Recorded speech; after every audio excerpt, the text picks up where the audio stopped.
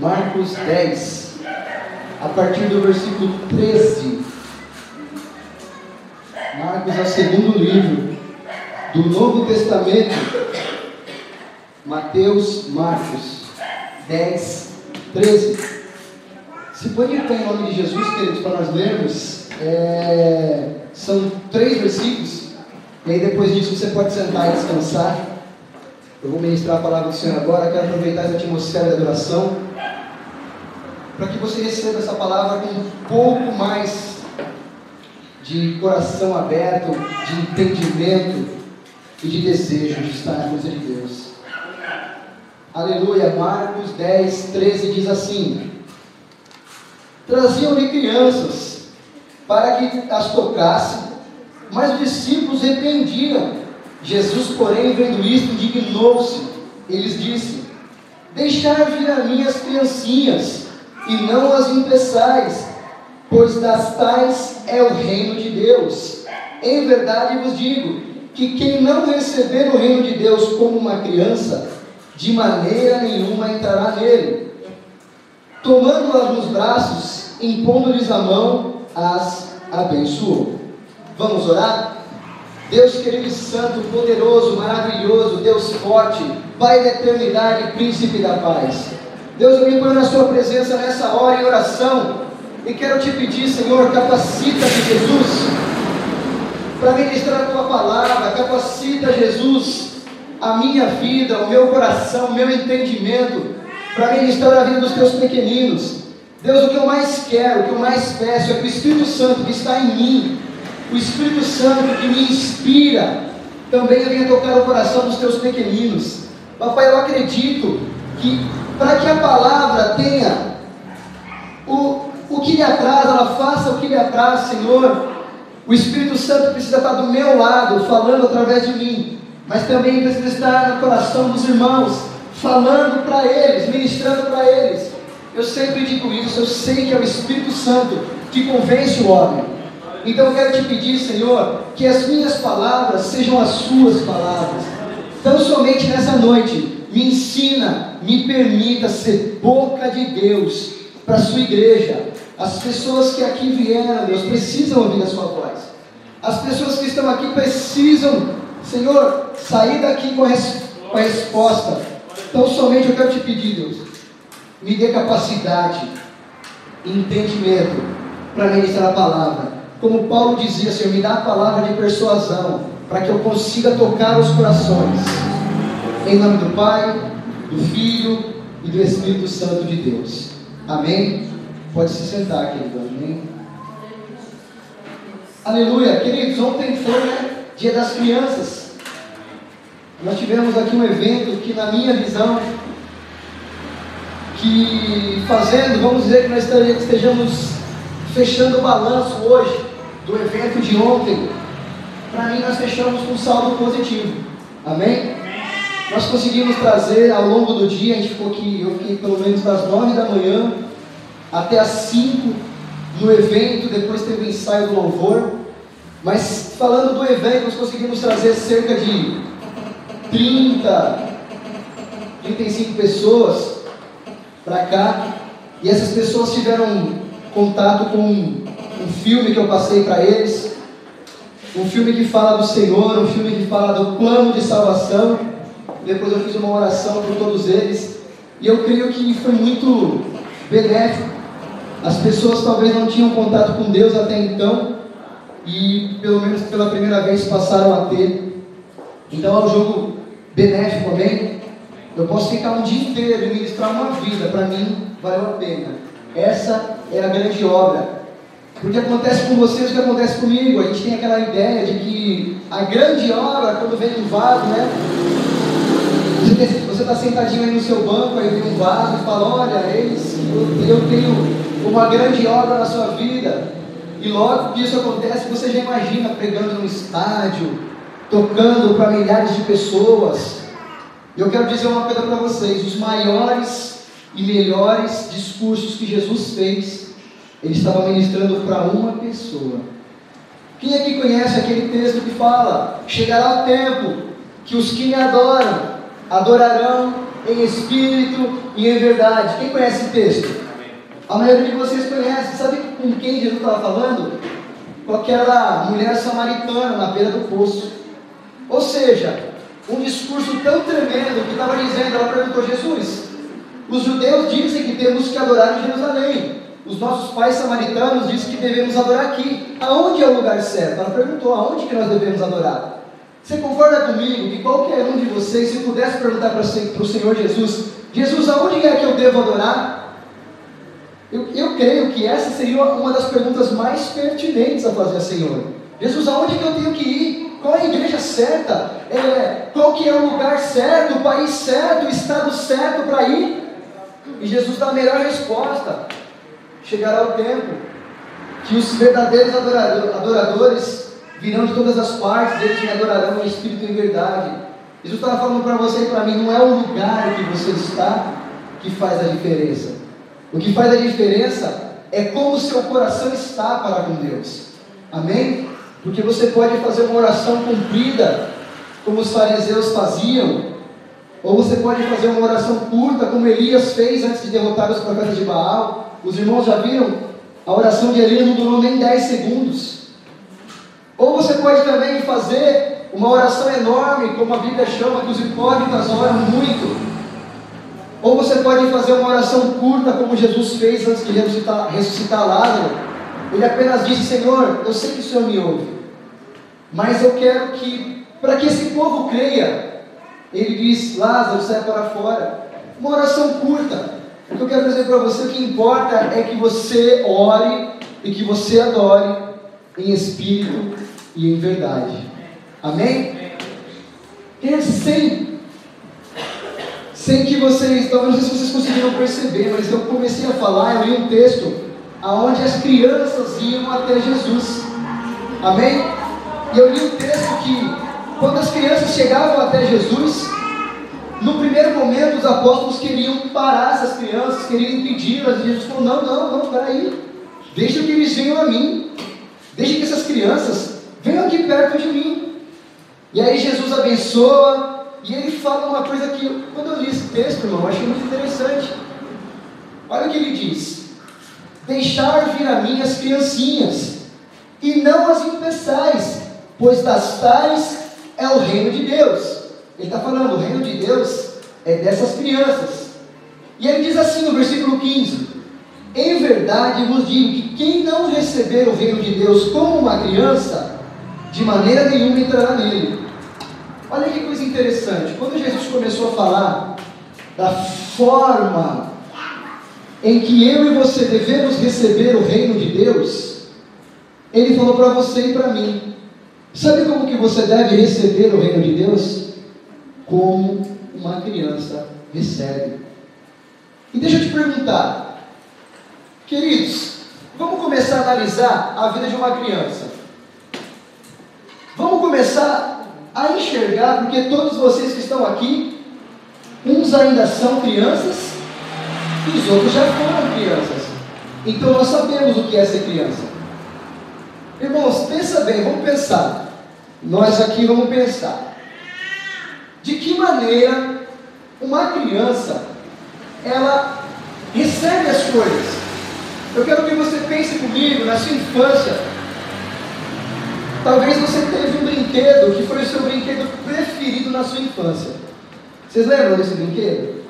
Talvez de uns carrinhos, de outros boneca, de outros alguma outra coisa, né? Não sei, de repente um videogame, de repente das meninas. Eu não manjo muito de brinquedo de menina, né?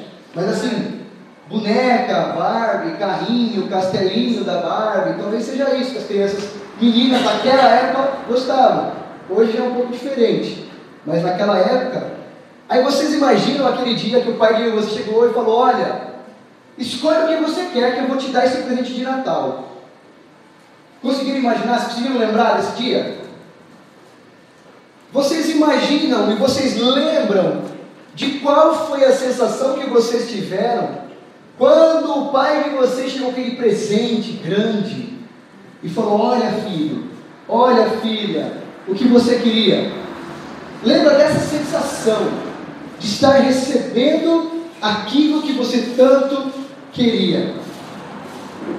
Jesus está dizendo para você e para mim, essa sensação que você teve aquela vez, é a mesma sensação que você tem que ter hoje, quando o reino de Deus é chegado a você. Ou seja, essa sensação é a sensação que você tem que ter quando começa a chegar a hora de vir para o culto. Lembra aquele dia que era, vamos supor que era no Natal, e o brinquedo lá, né, na maioria das casas tem aquela árvore de Natal, e os pais colocam aquele monte de brinquedo no pé da árvore, e você está louco de vontade para rasgar aquele papel e pegar logo o seu brinquedo, só que você tem que esperar um momento, não é isso? Aí dá 10 horas, você vai ficando ansioso, dá 11 horas, você vai ficando ansioso, 11h30, e das 11h30 até a meia-noite, que é a hora de fazer a oração, né? E de abrir os brinquedos, parece que o relógio não passa, não é assim? Não parece que as horas não passam, os minutos são horas, e os segundos são minutos, e não passa, eu quero meu brinquedo, eu quero meu brinquedo. Irmãos, admita, tem sido assim na sua vida, nos momentos em que vão antecedendo ao culto ao Senhor?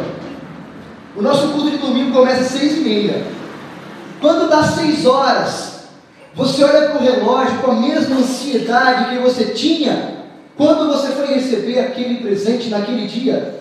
Pensa, você não precisa me responder não, irmão, eu quero só que você se avalie, porque o tema da mensagem hoje é: quero ser como criança. E para a criança, receber o brinquedo talvez seja a coisa mais importante da vida dele naquele momento. Será que para nós não deveria ser assim o culto? A parte mais importante do seu domingo não é o fantástico, não é a mesa redonda, como é o meu caso, não é o pânico, como é o caso de muitos outros, não é o Repórter Record. O ponto alto do seu domingo tem que ser o culto, a horário do culto, o momento do culto. E aí eu novamente faço a pergunta: quando começa das 6 horas, 5h30, 6 horas, o seu coração está ansioso para ouvir a voz de Deus, como estava ansioso quando você estava prestes a receber o presente? Digo mais, quando vai terminando o período do louvor, que você sabe, vai acabando, olha, vem a última música, agora vai vir a palavra, agora vai começar a palavra, o seu coração está ansioso, o seu coração fica desejoso de receber a palavra de Deus, aquela ansiedade de que Deus tem para falar comigo hoje, qual que é a mensagem de Deus? Você fica com a mesma ansiedade que você ficava quando você ia receber aquele brinquedo no dia das crianças, que inclusive foi ontem, né? Irmão, chegou a hora de nós nos avaliarmos, chegou a hora de nós pensarmos a nossa vida. Realmente, Deus, quando o reino vem chegando, eu recebo o reino como uma criança recebe aquilo que ela espera. E eu te pergunto, irmãos, todos nós que estamos aqui, porque eu conheço a todos, eu creio que o reino de Deus já chegou para vocês. Eu creio sim, que Deus já se revelou para vocês, desde essas crianças, até o irmão que é mais velho, ou mais tempo convertido. Eu creio que o reino de Deus chegou para todos vocês, porque a Bia talvez seja a criança mais nova aqui da igreja hoje, mas a mãe dela veio aqui, o pai, um tempo atrás, apresenta a minha filha para o Senhor, e eu creio assim, no dia que eu falei, Senhor, está aqui a Bia, li lá, profetizei sobre a vida dela, está em Isaías 65, falando que não teríamos criança de poucos dias, que o Senhor não daria a ela para os pais uma filha para a calamidade, mas que seria motivo de orgulho. Eu lembro disso. Eu creio que nesse dia, para a Bia, mesmo do jeitinho dela, sem entender, ela está aprendendo a andar agora, ela é muito pequenininha, mas naquele dia, para mim, o reino de Deus já chegou para ela. Amém? Irmãos, as coisas de Deus, que é o reino de Deus para você, têm sido tratadas por você como aquilo que tem mais importância. Eu costumo dizer, se você puder tirar alguma coisa, você tiraria, realmente você tira de Deus, e não de outras coisas. Se você puder tirar do seu dia alguma das atividades que você tem, normalmente você escolhe tirar a atividade que é relativo ao reino de Deus. Eu te pergunto, uma criança, se ela tivesse que tirar alguma coisa, ela tiraria um momento de brincar ou algum outro momento? Você pode ter certeza, irmão. Ele tiraria qualquer outro momento, menos o momento de brincar. Só que Deus está falando, filho, se o reino de Deus para você não for recebido como uma criança recebe, de maneira nenhuma você vai entrar nele. Então eu quero te pedir, queridos, reavalia-se, começa a se olhar, começa a olhar para dentro de você e falar, Senhor, eu quero ter de volta aquele sentimento que eu tinha. Vai chegando o momento do culto, começa a dar um friozinho na barriga. Até hoje, irmão, vai chegando o momento da pregação da palavra, embora eu pregue a maioria dos dias, ainda dá um friozinho na minha barriga. Ainda dá, eu não diria uma insegurança, não é isso. Mas eu tenho muito medo, tenho muito cuidado, muito zelo de não conseguir passar para vocês aquilo que Deus pôs no meu coração, amém? Eu ainda tenho muito zelo com isso. Então vai chegando o momento de pregar para o Senhor, será que eu vou conseguir transmitir? Às vezes eu vejo que eu não consigo, às vezes eu vejo que eu consigo, mas eu quero dizer para vocês, queridos, eu tenho tentado buscar o reino de Deus como uma criança busca, como a coisa mais importante que tem da minha vida, amém? Porque a Bíblia diz para você e para mim, amai a Deus sobre todas as coisas, amém? Então você não pode transgredir uma lei por causa de nada, porque primeiro é Deus, a primícia da sua vida é Deus, amém? Mas olhando para uma criança, uma das características que eu mais consigo enxergar numa criança é como essa criança ela é pura de coração, não é verdade? Quem tem filho sabe, nós costumamos dizer que criança não mente, já percebeu? A criança ela é tão espontânea, que às vezes ela fala uma coisa que nós adultos já não falaria, mas ela olhou, por exemplo, ela vê, sei lá, uma pessoa com um tênis feio, a gente olha e não fala nada, mas a criança naquela pureza, naquela espontaneidade, nossa, que tênis feio, já percebeu como a criança ela é espontânea, ela tem pureza de coração, o coração dela é tão purinho, que ela não consegue ver maldade nas coisas, ela não consegue discernir que nesse não era o momento de falar. Ou às vezes você vê uma criança dando um outro tipo de mancada, desse tipo, falando uma coisa, fala, meu filho, fica quieto, não fala. A minha mãe conta uma história, que quando eu era pequeno, a gente foi numa festa de aniversário, e eu cheguei nessa festa, era uma amiga da minha mãe no trabalho dela, e eu entrei na casa, cumprimentei as pessoas, né? E ela conta que eu fui logo abrindo a geladeira da casa da pessoa, distribuindo Yakult para todo mundo. Minha mãe conta essa história.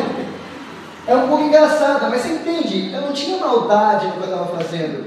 A pureza no coração de uma criança é tão grande, que eu imaginei que se fosse da minha casa eu poderia dar. Se é na casa dos outros, eu na pureza, no coração sincero, eu imaginei que eu pudesse também. Aí eu fui abrindo a geladeira e distribuindo para as crianças, né? Os Yakult. E minha mãe não sabia onde enfiava a cara, meu pai cutucava ela e falava, faz alguma coisa, e eu lá, sem saber. Mas vocês conseguem entender que a pureza do coração da criança é tão grande, que ela não conseguiria discernir que ela não podia fazer isso, que aquela não era a cara dela, que os Yakults não eram dela. Vocês conseguem entender? E se Deus está falando para você e para mim, filho, se você não for como uma dessas crianças, vai ser difícil você entrar no meu reino. Irmãos, quantos de nós já perdemos a pureza no coração? Vocês conseguem entender que às vezes mesmo dentro da casa de Deus, a gente já não tem mais aquela pureza. Geralmente quem gosta muito de fofoca, ele já não tem mais pureza no coração. Sabe por quê? Porque, por exemplo, vamos supor, no lugar do banco, Nós colocamos um carrom e a gente toca o carrom, às vezes, dependendo do ritmo da música, toca o carrom. A pessoa que tem um coração puro fala, caramba, olha que legal, eles estão inovando, sabe? O baterista agora tem que se esforçar mais, porque ele tem que olhar um groove aqui, outro groove ali, tem que bater de um jeito aqui e bater de um jeito ali. Por quê? Ele tem um coração puro, ele olha para aquilo, ele não vê maldade. Aí o que ele faz? Ele elogia, mas o homem e a mulher de Deus, que não tem mais um coração puro, ele fala, eu nunca vi baterista tocar sem banco. Esse negócio de tocar no carrão é coisa, não é de Deus isso. Aí ele vai e fofoca com o mundo, você está vendo lá a igreja? Não, que igreja doida.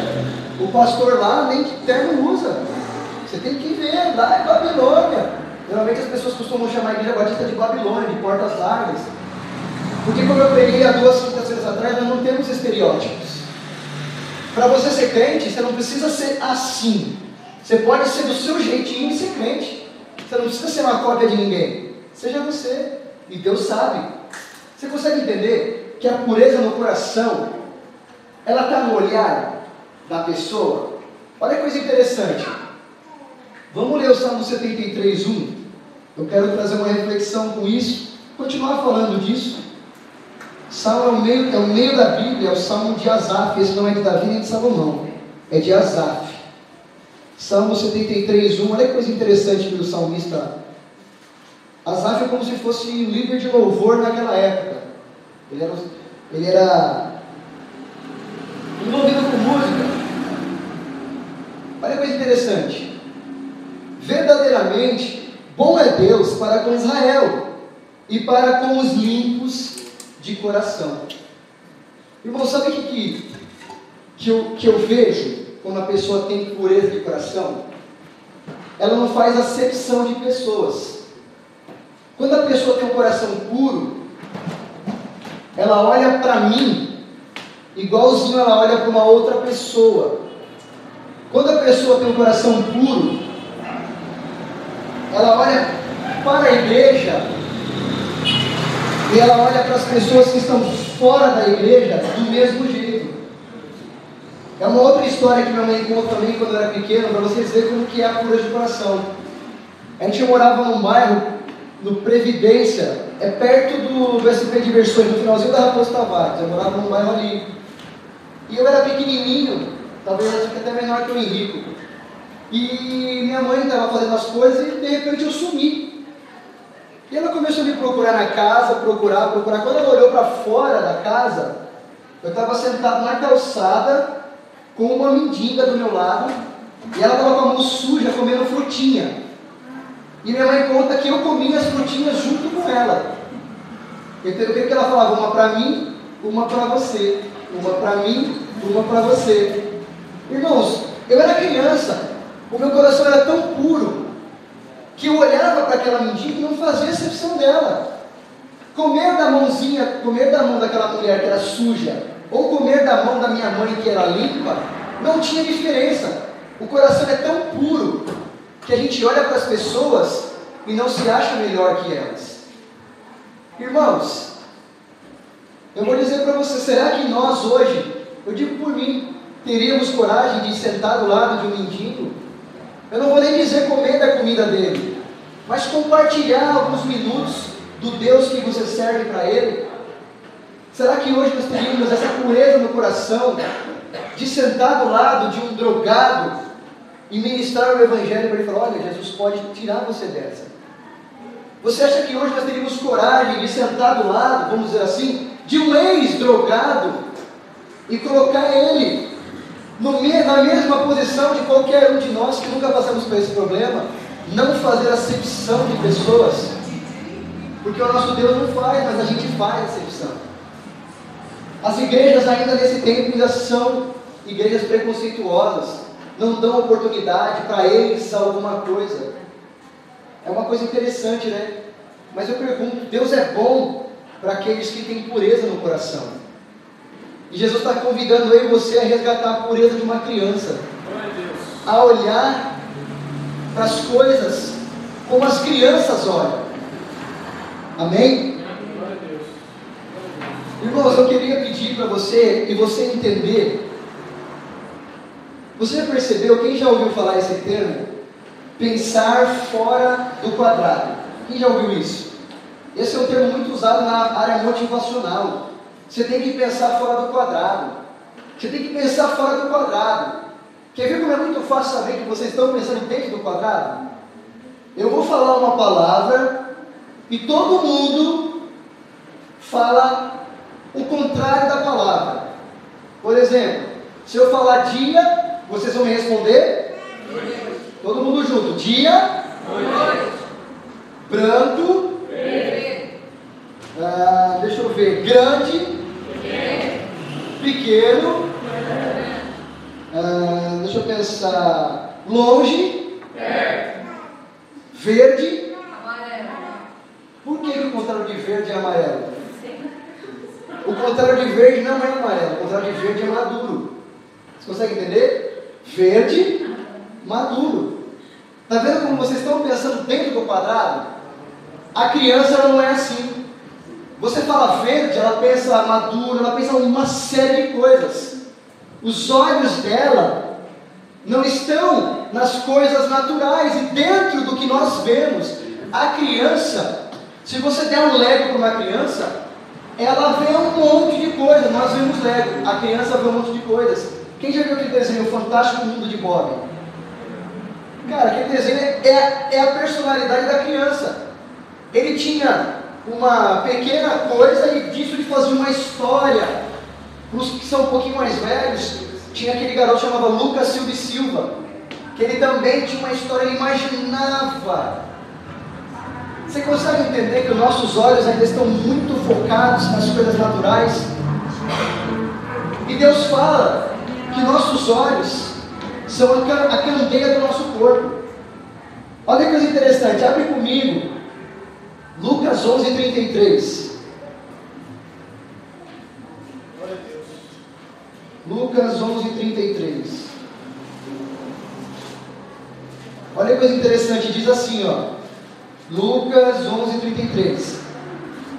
Ninguém acende uma candeia e põe no lugar oculto, nem debaixo de uma vasilha, mas no velador, para que os que entram vejam a luz. Olha só agora, 34. A candeia do corpo é o olho.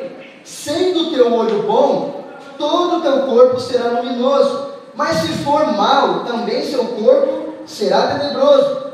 Vê, pois, que a luz que há em ti não sejam trevas. Portanto, se todo o seu corpo for luminoso, não tendo nenhuma parte em trevas, todo será luminoso, como quando a candeia te ilumina com seu resplendor. Ou seja, se o seu corpo é luminoso ou trevas, vai depender de onde você está olhando. Vai depender de como você vê as coisas. Olha que coisa interessante. Irmãos, como são os olhos de Deus para você e para mim?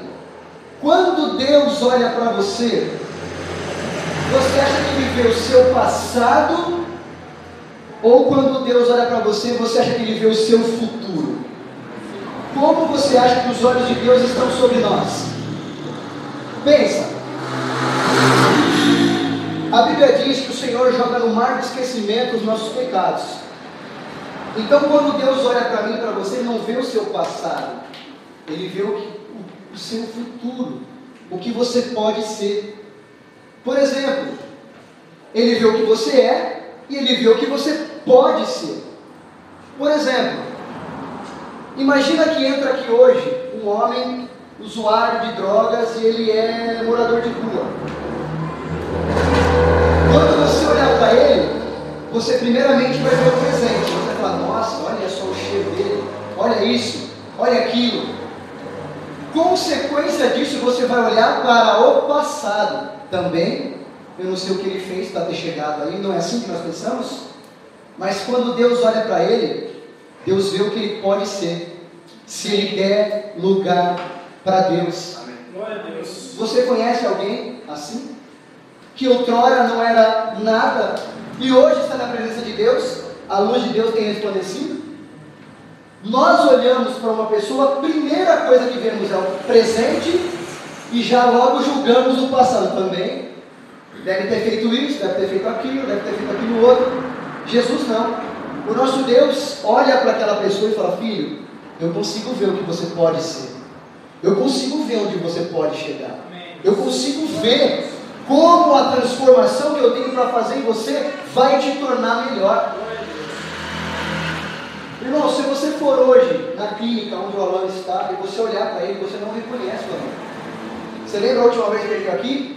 Magro, mal conseguia ficar de pé, mal conseguia nada. Hoje, ele está um homem de verdade, um homem de Deus, fala de Deus, cheio de Deus, está mais forte. Vocês que conhecem sabem, engorda muito, fica forte. Só que quando ele veio aqui aquele dia e aceitou Jesus, nós olhamos para ele e falamos: nossa, como ele está debilitado, fraco. Só que Jesus já estava vendo ele como ele estaria hoje. Amém. Forte, de pé e cheio de Deus. Só que Jesus está falando para você: filho, eu preciso que você tenha esses olhos. Eu preciso que você olhe para as pessoas e vejam elas no futuro delas. Porque você concorda comigo que se você olhar o futuro das pessoas, você vai ser muito menos preconceituoso, você vai fazer muito menos acepção de pessoas, porque você vai olhar para ela e falar: nossa, eu estou vendo como você vai ser, eu estou vendo onde você vai chegar. Amém, irmãos? Amém. Então Deus está falando: filho, a candeia do corpo de vocês é o olho de vocês, e dependendo como você vê as coisas, isso vai diferenciar muito a sua vida. Irmão, você já percebeu que tem gente que vê maldade em tudo? Tudo, ele vê maldade. Se eu cumprimento uma irmã, por exemplo, dou um beijo no rosto: nossa, esse pastor aí é safado, hein? Olha só, beija as irmãs no rosto. Aí se você, sei lá, põe qualquer coisa, a pessoa só vê maldade. Eu te pergunto, os olhos das crianças são assim? Olhos maliciosos, olhos maldosos. Irmão, quantas crianças você fala para sua filha, para o seu filho: olha, filho, não fica com conversa com estranho, não fica com isso com estranho, não papá, não faz isso, olha, com estranho você não dá a mão, não fala nada, se algum estranho te der bala, você não pega. Você consegue entender que para uma criança, os olhos dele, enxergar aquela pessoa como estranho é muito difícil, porque os olhos dele são puros, ele não vê maldade nas coisas. Você vê, essa semana eu vi uma reportagem, embora a pessoa não era criança, não era jovem, mas uma menina postou na internet: hoje eu estou com vontade de dormir com alguém. Ela postou no Face lá: hoje eu estou com vontade de dormir de conchinha, alguma coisa desse tipo. E aí a família dela já falou: olha, não faz isso, internet é perigoso. Consequência desse ato inconsequente dela, ela acabou morta no dia seguinte, achada morta num campo baldio, jogada, porque ela postou: eu estou com vontade de fazer isso. Os olhos dela talvez não viram maldade naquilo, mas os olhos de quem viu ela escrevendo falou: é minha chance. Você entende? A maldade, irmão, está no nosso olhar, e os nossos olhos não podem ser olhos maldosos no sentido de olhar para outras pessoas e achar tudo ruim, só vê malícia, só vê o erro, só vê não sei o que lá. Irmãos, já percebeu que os nossos erros falam muito mais que os nossos acertos? Sabe por quê? Porque depende da maneira de como você olha. Eu posso acertar 1000 vezes e seus olhos não verem meu acerto. Você fala: é sua obrigação. Mas quando eu erro uma vez, os meus 10 acertos já não fazem mais conta disso. Vocês conseguem entender isso? No trabalho não é assim? Se você faz tudo direitinho, o que seu patrão fala? É sua obrigação. Agora erra um pouquinho: porque você é incompetente, porque você é isso, porque aquilo. Sabe por quê? É os olhos das coisas. Por exemplo, ontem eu fiquei aqui das 9 até as 5 no evento, esperando virem crianças para cá. No dia inteiro entrou cerca de 50, 30, não sei quantas pessoas entraram. Eu poderia olhar para isso e falar: meu Deus, eu perdi tempo, eu vim aqui e perdi tempo. Mas eu olhei com os olhos de Deus. Eu olhei e falei: Senhor, eu plantei a sua semente. Eu preguei o seu evangelho. Eu mostrei para as pessoas o amor que tu tens. Eu orei por eles. Eu disse que Jesus amava todos eles. Então os meus olhos mostraram para mim que eu estava bem, que eu tinha feito o que deveria. O que aconteceu com o meu coração? Se alegrou. Só que se meus olhos tivessem visto só o lado ruim, o meu coração estava de que jeito? Entristecido. Irmão, vocês concordam comigo que talvez o estado que vocês estão agora tem muito a ver com os olhos de vocês? Tem muito a ver com como vocês têm enxergado as coisas? Talvez você já falou, caramba, olha, a igreja poderia estar cheia e está vazia. Eu continuo dizendo, para mim uma grande obra é pregar para um. Se eu tivesse que pregar para um, eu pregaria com a mesma intensidade que estou pregando para todos vocês. Só que se tivesse a igreja lotada, não tivesse cadeira, tivesse gente em pé, eu pregaria com a mesma intensidade que estou pregando para vocês. E eu digo uma coisa, o louvor hoje está muito bom. Deus trabalhou tremendamente através do louvor. Deus fez uma grande obra através do louvor. A igreja está vazia. Eu ainda olho para essas coisas pensativo, Senhor, por quê, meu Deus? Por quê? Mas eu não estou deixando os meus olhos dizerem como o meu coração vai ficar. Eu consigo olhar para essa igreja e ver ela cheia. Eu não olho para essa igreja e vejo ela vazia. Eu olho para essa igreja e vejo ela cheia. Eu olho para esse salão e vejo ele pequeno um dia. Mas os meus olhos não podem olhar para a maldade. Meus olhos têm que olhar com os olhos de Cristo. E ver não o presente nem o passado. Ver lá na frente. E ver o futuro. Amém, queridos? Amém. Mais uma coisa, irmãos, que eu queria falar para vocês. Está lá em Samuel, 1 Samuel 15. Anota aí, 22. 1 Samuel 15, 22. Aleluia. 1 Samuel 15, 22 diz assim, olha só que coisa linda. Porém Samuel respondeu, tem o Senhor tanto prazer em holocaustos e sacrifícios, como que se obedeça a sua palavra? Obedecer é melhor que sacrificar, atender é melhor do que gordura de carneiros, pois a rebelião é como feitiçaria, pecado de feitiçaria, e a obstinação é como iniquidade da idolatria. Porquanto revelaste a palavra do Senhor, rejeitaste a palavra do Senhor, e também te rejeitou, para que não seja rei. É o profeta falando com Saul. Irmãos, vocês conseguem entender o que um pai mais fica chateado com relação ao filho? Não é quando ele desobedece, não é quando ele não é que desobedece. Entenda uma coisa, desobedecer é um ato isolado. Agora, ser desobediente é ato contínuo. Vocês conseguem entender? Desobedeceu é um ato isolado. Desobedeceu hoje, mas amanhã obedeceu. Agora, quando Deus fala você é desobediente, quer dizer que você continuamente desobedece. E Ele está falando aqui, você acha que Deus prefere sacrifício ou que você obedeça? Sabe por quê? Às vezes a gente desobedece e acha que fazendo o sacrifício a gente vai logo cobrir esse erro. Por exemplo, vamos só supor um caso. Você acha que você faltou no culto de quinta? Você vai no culto de terça numa outra, de quarta numa outra, de quinta nessa, de sexta numa outra. Você está obedecendo. Deus falou, filho, você não é daquela igreja? Sou. Vai no de quinta. Não adianta você querer cobrir uma desobediência com um monte de outras coisas. Há muitos casos na Bíblia que Deus honrou a pessoa sem orar, só pela obediência. Irmãos, obedece. A Bíblia diz que obedecer é melhor que sacrificar. A Bíblia diz que quando você é rebelde, Deus te olha como um feiticeiro. Você sabia? Rebelião é igual feitiçaria? Está escrito aí, eu li para vocês. Você sabia que rebelião é igual feitiçaria? Então você que é rebelde, Deus te olha como um feiticeiro.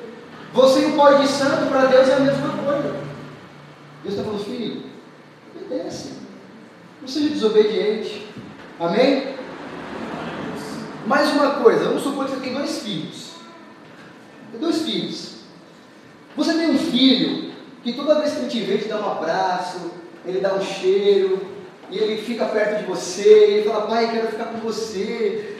O que você quer? Filho? Não, pai, eu quero só ficar perto de você. Só que você tem outro filho que toda vez que ele te vê, ele fala: pai, me dá dinheiro. Pai, me dá isso. Pai, me dá cincão. Pai, me dá telão. Pai, me dá quinzão.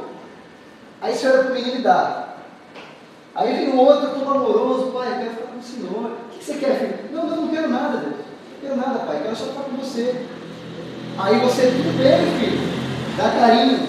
Aí vem um outro: e aí, pai, beleza? Dá para você me arrumar um dinheiro aí? Aí o pai vai pensando: Tó. Aí passou mais outra semana, vem outro filho: pai, eu gosto tanto de você. Filho, o que você quer? Não, pai, eu gosto do senhor pelo que o senhor é legal, o senhor é um pai bom. Também, filho, eu também gosto de você. Aí vem o outro: pai, me dá quinzão. Aí o pai vai e pensa: toda vez que esse menino me vê, ele me pede alguma coisa. Enquanto o outro filho só quer ficar comigo, só quer ficar na minha presença, só quer me dar um abraço, só quer estar perto de mim. E o outro filho só pede. Eu quero te dizer uma coisa: se você fosse o pai e tivesse uma só bênção, para qual dos dois filhos você daria? Para o pidão ou para o filho que gosta só de ficar com você? Pensa bem. Você sabe a resposta. Eu não sei vocês. Se eu tivesse dois filhos e um só me pedisse e o outro só ficasse perto de mim para me agradar, eu daria tudo que eu tenho para alguém que gosta de ficar perto de mim para me agradar. Você gosta de... Quem gosta de gente interesseira aí? Levanta a mão quem gosta de gente interesseira. E por que vocês acham que Deus gosta? Se você não gosta, por que você acha que Deus gosta? Aquele filho que só pede, Deus tem ele como interesseiro. Falou: meu filho, mas você está aqui só porque eu posso te dar. E geralmente é assim: você dá e ele vai embora, percebeu? Pai, me dá, você dá e ele vai embora. O outro: não, pai, eu quero ficar aqui. Aí fica agarrado na sua perna, aí você tem que andar com um pouco de dificuldade, porque ele é agarrado assim. Aí você: meu Deus, que filho legal. Aí o outro vem: me dá. Aí o outro: não, pai, eu quero ficar só com você, te dar aquele abraço. É mais ou menos isso, irmão. Tem uma palestra do, acho que é Ricardo Gondim. Ele não é crente, ou pelo menos eu acho que não. E ele fala do cachorro e do gato. O cachorro, quando você chega em casa, o que ele faz? Faz uma festa, ele se alegra, ele pula, ele cheira você. Aí vamos supor que você entra na casa, está toda a bagunça da casa, foi o cachorro que bagunçou. Aí você vai, pega o cachorro, dá um tapa nele. No dia seguinte você chega e está como? Do mesmo jeitinho. Ele te ama, ele quer você. Eu estava saindo agora, acho que era 5 horas, estava passando o programa do Rodrigo Faro. E estava contando a história de um cachorro que tinha um dono e o dono morreu. Acho que já faz 1 mês ou 1 semana que o cara morreu. O cachorro estava na porta do portão esperando o cara voltar. Olha que coisa interessante. E ele está lá esperando o dono voltar. O dono está morto. Você pode bater no cachorro, você pode xingar, você pode tirar comida dele, você pode fazer o que for. No dia seguinte, ele está lá fazendo a mesma festa. E o gato? O gato não. Cara, o gato ele não gosta de você. Ele gosta da sua casa. Sabia disso? O gato não gosta do dono. Ele gosta da casa do dono. Sabe por que isso? O gato não é independente. Pensa bem. O gato não é um bicho doméstico. Ele é independente. Quem tem gato, não sei se vocês têm gato, ele fica tipo 2, 3 dias sumido. Depois ele volta. Se for gata, volta a prenha. Ele faz, não tem aquela mesma coisa. Agora o cachorro não. O cachorro ele é fiel. Deus está falando: filho, eu quero que você seja esse servo. Deus vem dar uma pancada nas suas costas, você vem com alegria no outro dia. Deus vai falar não para você, o que você faz? Você vem com alegria no outro culto. Deus chega para você e fala: filho, você está me pedindo, não vou dar, porque não é a hora. Você volta com alegria. Você consegue entender o que Deus está querendo de você? Irmãos, eu sei que vai parecer estranho, mas seja como um cão, entendeu? Seja como um cachorro. Não seja como um gato. O gato gosta da casa, das coisas. O cachorro não, o cachorro gosta de você. Pode perceber. Às vezes, dependendo do cachorro, só o dono alimenta. Já percebeu? É só o dono que dá comida para ele. Se o outro der comida, ele não come. É assim, o cachorro ele é assim. Eu estou falando, filho, eu não quero que você esteja aqui como alguém que só quer receber. Eu quero que você esteja aqui virando como um pai, sabendo que na hora certa eu vou te dar. Não seja interesseiro para Deus. Amém? E mais uma coisa para a gente encerrar, que nós já vamos recolher a oferta daqui a pouco, mas eu quero que você abra lá no finalzinho da Bíblia, no livro de Tiago 4. Eu vou tirar a sua dúvida, você que está orando a Deus e não recebe, não recebe, não recebe. Eu vou tirar a sua dúvida agora, por que você ainda não recebeu? Tiago 4, 3. Olha que coisa interessante. Pedis e não recebereis, porque pedis mal, para o guardardes em vossos prazeres. Olha só, Deus está falando assim para você e para mim. Sabe por que você pede e não recebe? Porque você não sabe pedir. Eu já contei essa história uma vez. Imagina uma mulher que apanha do marido todo dia. Ela está em casa, o marido chega bêbado em casa, e você sabe que tem bêbado que quando estava bêbado ele vira macho, né? Tem uns que ficam melancólicos, chorão, que abraçam todo mundo, mas tem uns que ficam chato e machão, bebeu vira macho, e todo dia ele batia na mulher dele, e essa mulher se converte, e ela começa a orar, Senhor, eu quero que o Senhor converte meu marido para eu parar de apanhar. E ela ora 1, 2, 10, 20 anos, e o marido não se converte. Sabe por quê? Pede e não recebe, porque não sabe pedir. Você entende que ela está orando para Deus converter o marido dela para um prazer dela, para ela parar de apanhar? Sempre você orasse, Deus, converte meu marido para ele fazer a sua obra. Converte meu marido, Deus, para ele te servir. Converte o meu marido, Senhor, porque ele é seu, porque eu quero ele na sua casa. Converte meu marido, não para eu parar de apanhar, mas para que o seu nome seja glorificado. Não foi isso que eu preguei quinta-feira? Não, domingo passado. Deus não quer te abençoar, Deus quer que o nome dele seja glorificado. Então, olha, Senhor, o meu marido tem que se converter, porque eu quero ele na sua casa. Não é que eu quero ele para mim, eu quero ele para ti. Quando Ana orava pelo filho, o que ela falou? Senhor, eu quero um filho, mas assim que desmamar ele vai ficar na sua casa, eu vou consagrá-lo a ti, eu vou devolver o meu filho para a sua obra. E foi o profeta Samuel. Ana não estava orando para o ego dela ser massageado. Senhor, eu quero um filho, mas quando eu tiver, vai ser para honra e glória do seu nome. Irmãos, você talvez esteja pedindo talvez uma porta de emprego. Faz um voto, Senhor, eu quero essa porta de emprego, mas quando o Senhor abrir, você dizimista fiel na sua casa. Senhor, abre a porta de emprego, que quando o Senhor abrir, eu vou ser mais fiel e mais dedicado à sua obra. Mas você fala, não, eu quero um emprego para comprar um carro, eu quero um emprego para comprar roupas bonitas, eu quero um emprego para isso, para aquilo. Não, irmão. A bênção que Deus vai te dar é para glorificar o nome dele e não o seu. Às vezes nós queremos um carro para mostrar para os outros que temos. Eu estou falando, filho, enquanto você pedir um carro para mim, para que os outros vejam que você tem, eu não vou te dar. Agora quando você falar, Senhor, um dia você me der um carro, eu vou consagrar na obra, eu e meu carro serviremos ao Senhor. A gente coloca esse adesivo. Irmão, você pode ter certeza, Deus ele não quer só te abençoar, Ele quer que o nome dele seja glorificado. Muitos de nós dizem, Senhor, eu quero te pedir, me abençoa no meu emprego. E aí Deus sabe que Deus te abençoa, você nunca mais volta na igreja. Deus está falando, filho, o dia que você pedir, Senhor, me abençoa no meu trabalho, e eu vou ser ainda mais fiel, eu vou me dedicar ainda mais. Você pode ter certeza de uma coisa, Deus vai abrir a porta. Pede e não recebe, porque não sabe pedir. Você quer gastar com os seus prazeres. E Deus está falando, filho, enquanto você quiser uma bênção para ser prazer para você, eu não vou te dar. E quando você quiser as coisas para isso agradar você, eu não vou te dar. Deus está falando, filho, Eu quero que você seja abençoado, sim, mas essa bênção tem que glorificar o meu nome.